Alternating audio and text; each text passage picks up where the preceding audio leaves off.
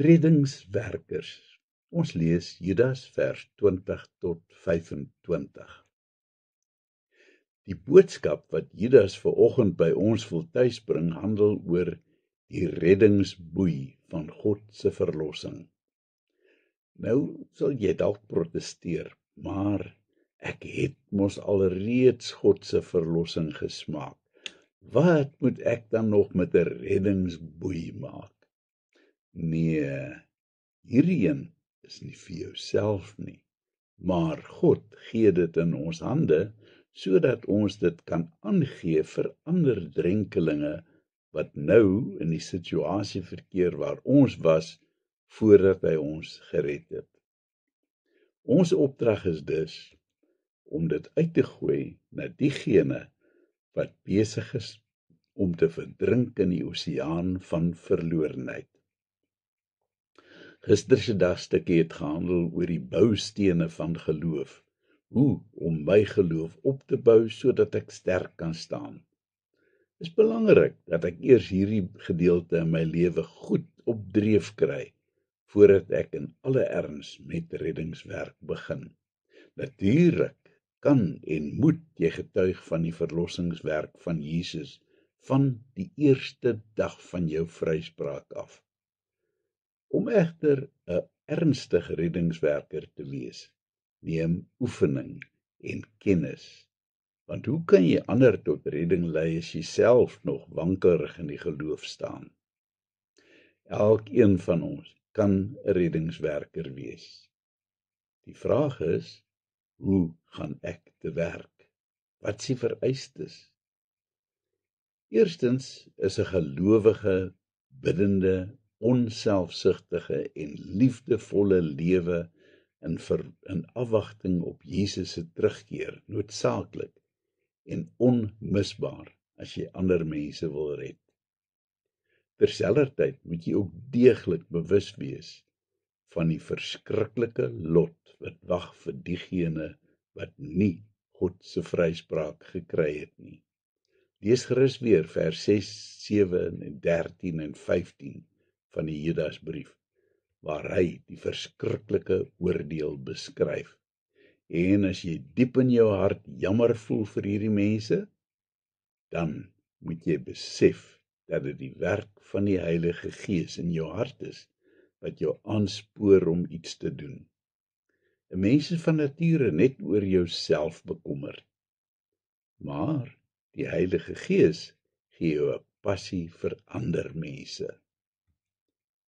Jesus se liefdesgebod sê nie dat ek myself net so lief moet hê soos my naaste nie. Nee, dit gaan juis oor die liefde vir jou medemens. Boonop beteken hierdie liefde maar net gedeeltelik dat ek sy liggaamlike nood moet raak sien. Dit gaan veel meer oor sy geestelike nood. Want die fisiese het tydelike waarde, maar die geestelike het ewigheidswaarde.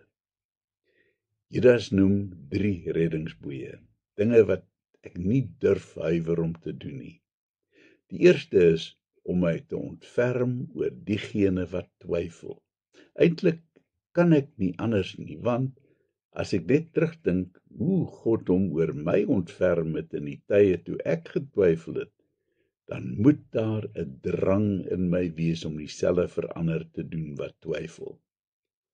Baie gelowiges ervaar twyfel. Dikwels is dit mense wat ontmoedig is deur die een of ander ramp wat hulle getref het. Dis vir so 'n persoon dat ek met woord en daad moet bystaan en hom of haar verseker dat 'n lewe van volle vertroue in God nie alleen moontlik is nie, maar ook vir jou vrede en blydskap gee. Die tweede reddingsboei wat God my gee is om diegene wat op pad is na die verderf uit die kloue van die duiwel te red. Judas stel dit so ernstig dat dit is soos om hulle uit die vuur uit te ruk. Dit vat baie moed en oortuiging om die stap te neem om met 'n ongelowige te praat en hom te oortuig dat hy eintlik verlore is. Niemand wil weet dat sy paadjie na die ewige verderf lei nie. Dis egter die wonderlikste voorreg op aarde om vir so 'n persoon te kan wys dat daar 'n reddingsgordel beskikbaar is en dat hy net bereid moet wees om dit te aanvaar. Dis egter van uiterste belang dat ons besef dat om die boodskap oor te dra slegs die begin is. Daar moet 'n pad gestap word met so 'n persoon, totdat die volle waarheid van die evangelie vas staan in hom. Dis ook baie belangrik om te onthou dat ek en jy slegs die boodskappers is en dat ons nooit iemand kan oortuig nie, selfs nie met jou beste redenasies nie. Dit is slegs die Heilige Gees wat iemand kan oortuig.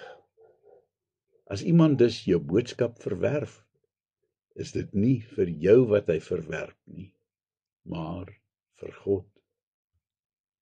Die derde reddingsboei het betrekking op my as reddingswerker. Dis 'n ernstige waarskuwing om baie versigtig te wees wanneer jy reddingswerk doen, dat jy nie dalk self op die een of ander manier in die moeilikheid raak nie. Sonde is die mees aansteeklike siekte op aarde. Wie meen dat hy staan, moet oppas dat hy nie val nie, waarsku Paulus in 1 Korintiërs 10 vers 12.